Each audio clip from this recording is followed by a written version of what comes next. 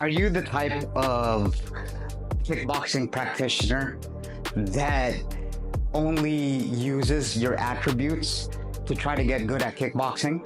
Yes, you have some technique that you've learned from your beginner's kickboxing class or Muay Thai class, but are you progressing anymore? Because that's basically what you thought what it was going to be, that you could just run over people because you might be a bigger guy or you're quicker than the other guy. What I've come to find out in this video, why people plateau the most, even though they're more of like a skilled athlete, even though they played sports back in like high school and they have that coordination, when they get into combat sports, it's a different kind of game. And I'll tell you why that is coming up.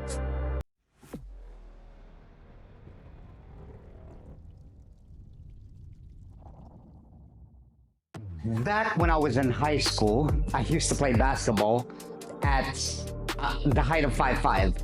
So it's fairly, short, right? Like to be taking basketball to the next level, right? Even in varsity. I actually, played with the guys at varsity because of my actual skill sets. Like I was so quick, right? I was so quick, I could get past these guys and come around them. I can go, I'm so quick and I can move much quicker laterally that I can blow past these guys, right? That's why I was able to, help them practice. In the practice, I was never in the varsity team, but I was able to help them with their improvement as a training partner, just like martial arts, so that they get better at their game. And today, I want to talk about that. The whole point of that actually was I solely relied on my attributes and my skill sets. Now, that's a weird thing to say, okay? Take that with kind of a grain of salt. Not that, I'm lying or anything. There's a point to this. But the reason why I say that is because there's more to that than just your actual talent that you were born with. I was born with, for me, I identified that very quickly when I started playing sports at a very young age. So I talked about playing basketball when I was a kid in high school, but then that stemmed from me playing street basketball from when I got out after school in elementary school, from junior high and on up, to playing basketball from after I got out of school from 10 a.m. at night, like when the street lights would go out, from 10 p.m. at night, way past when the street lights would go out. Me and my friends were just so addicted. And this was past when, kids would still go out because they didn't have social media or this level of video games to kind of addict you to. But what I noticed is that how that translates into how I teach my clients now in kickboxing and fighting just in general is that I have them not rely on those skill sets. Now, yes, I'm gonna guerrilla warfare it, which means I'm gonna let them play to their strengths, right? But to be honest with you, my coaching style, that's the last thing I'm thinking about. And I'll tell you why. It's because attributes can only get you so far. All right, I'm gonna say that again. Attributes can only get you so far, meaning if you're a bigger guy, if you're a lankier fighter, if you have more reach than the other guy, if you're quicker than the other guy, it's great. Don't get me wrong, that's not what I'm saying, that it's kind of like you shouldn't rely on it. You should play to your strengths. But fighting, what I noticed as I grew up, and then I'm going to relate this to basketball, is it's about your IQ, your fight IQ, more than your attributes. That's really what I base my fighting on, and that's why I turned into a coach, because I love positioning, I love range, I love stepping out of angle, and all those things a lot of fighters don't think about. Okay, they want to stand there and bang with someone, they want to counter punch, which is all great, it's part of fighting, but the most important skilled fighters, they tend to use their feet to move. Now, that's not really like a hard-hitting, sexy move to do, right? Like, say, if I'm here and if I'm fighting you, right? I'm throwing feints. I'm moving at an angle to get position. Now, the guy literally has to turn around, and then I beat him to the dance, meaning I'm one step ahead of him. I'm leading the dance. So, my point is that all that stuff that I'm talking about, like even with feints, right? People, when they first start, again, even when they're a few months in and then they're noticing, oh man, I'm just doing the same thing, like I'm kicking this bag, I'm punching this bag, and then they get really, really good at it. You know, they got the technique down, they've slowed it down, they're proud of themselves, but then there's this dip that comes where it's like, man, this is just repetitive at this point. That's why, again, I got into coaching so that I could teach those things, all right? So when I teach someone, this is my number one principle that I'm going to show you. When I teach someone, IQ to me is more of the advanced techniques that you're going to do years or maybe a few months down the line, depending if your coach deems you so, right? You can learn this early and get a understanding of it, but to really get good at it, you have to rep it out, just like you're doing kicks, right? Just like you're repping it out and then you're doing kicks like that, you have to rep out, look, just doing this unsexy, boring stuff that most people think. Look, I'm gonna step here, I'm gonna step here, I'm gonna step here, I'm gonna step here. Look at all the angles that I'm doing. What I noticed from a lot of beginners, they don't do that. When they shadow box, I guarantee you, go to a beginner's kickboxing class, there's none of that. They don't teach you, mostly, they don't teach you any of that, okay? That's why I'm teaching it here. So again, look, over here, over here, over here. And then distance, right? Say if I'm in this bag, I'll kick, I'll move around, right? Just like I was showing, I'll angle out, I'll kick, I'll back up, and then I'll kind of, I guess you could say, play with my food, right?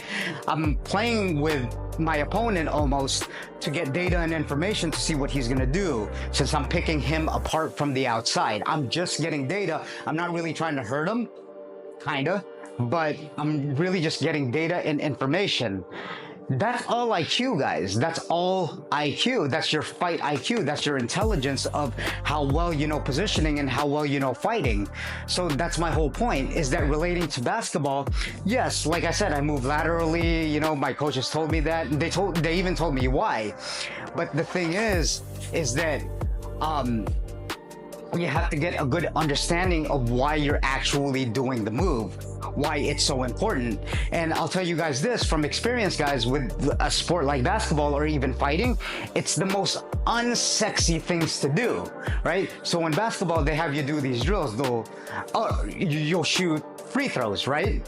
But that's also an IQ game. In basketball, mostly, you want to do the crossovers and all of a sudden you want to pop that three-point shot and then the crowd's cheering, then you get the glory from it.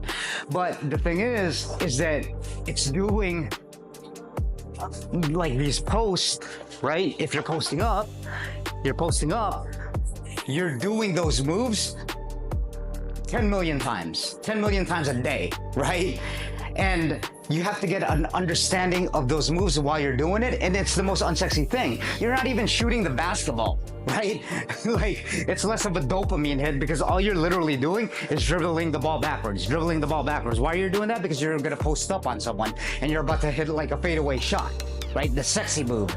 But in order to do that sexy move, you have to do that boring stuff, right? It's the same thing. Like, I'm sure no one wants to work on the footwork because most of the time what I figured out is it's not that sexy. But as a coach, and if you really want to learn self-defense and practicality in, like, say, if you get into a street fight, which I hope you don't, run if you can, because it could get really dangerous. They understand positioning. They understand distance. It's not all of a sudden when they get into that situation, it's like, okay, yeah, you know, I'm gonna like mess this guy up. It's like, no, it doesn't work that way. It's about angling out. It's about if they square up with you like this, right? And then all of a sudden, say this is right here, I'm gonna take an angle right here so that he has to step, and then I'm one step ahead of him. That's IQ. That's literally fight IQ. Okay? And yeah. So the second thing I want to talk about is IQ is also your confidence. All right? It's also your confidence and mindset. Again, guys, you know, it's the unsexy work that really get you to the top of your personal Muay Thai, kickboxing, or fight journey. All right, it's your confidence going into there. So there's a lot that goes into it, but the reason why I talk about confidence is because there's a lot of self-talk involved. There's a lot of discipline, right? That's also leads into confidence, because you can trust yourself to attend those kickboxing classes, and then you'll be sure of yourself because you're technically a fighter, because you take those classes and you're doing, you know, the drills and you're sparring, and then you're socializing with your peers, which makes you even more confident. And that's my whole point. It's like, oh, okay, cool. Now that you know, I have the technique established because I've been going to these classes, you have the mindset of a fighter. Even when you're sparring, here's the main point, is that you have evidence. You have evidence which makes you mentally stronger that you can fight, pretty much, because you're technically sparring. Like Joe Rogan says, it's the closest, like being at a martial arts gym, a kickboxing gym, is the closest that you're gonna get into a street fight, right? Like street fights don't happen often and don't go around bullying people, which if any of you guys are going to a martial arts gym, I guarantee you there's people that could check you, right? There's levels. That's why humility is so important. But so is confidence. And humility, confidence, humbleness, that's all a mindset that will get you to the top of your game, because all of a sudden you're putting your ego aside, and then you're like, oh, okay, cool. Like, I'm getting good at this. I'm getting good at this. That's all IQ. I put that in the umbrella of IQ because it's more of a mindset thing. And where does IQ come from? It's all in your head, right? Usually we mostly fight with ourselves. When we're lazy to go to the gym, it's like, oh, I don't want to go today. Well, discipline's IQ, knowing that you can trust yourself. Confidence. If you're going to a sparring scared, well, how do you think you're going to do? Right? If you're hesitant to throw these shots, meaning if you're scared, that makes you hesitant to throw these shots. Well, you're kind of done. Like, you're hesitant, you're not going to throw as much, you're not going to go forward as much, you're going to kind of back away, shell up, whatever. And then the other opponent's going to expose that. So that's the main points of my video, guys. I hope you keep continuing to go, but please keep that in mind, that it's fighting, to me at least, is an IQ game, especially when you get to the higher levels. All right. Again, guys, like this video if you got value out of it. I love doing these videos. Subscribe if you haven't done so yet, and share this, most importantly, to anyone that wants to learn the art of kickboxing. Okay. I really love doing these videos, and I want to share it out to the world. And also, guys, check out my podcast. I have UFC fighters on there, from high-level UFC fighters, from regular martial artists, to even cops that train fighting, kickboxing. And you can really get a lot of value out of that conversation, since I'm talking about like IQ. Now you can listen in and really dial in on it. Okay, I'll see you on the next one.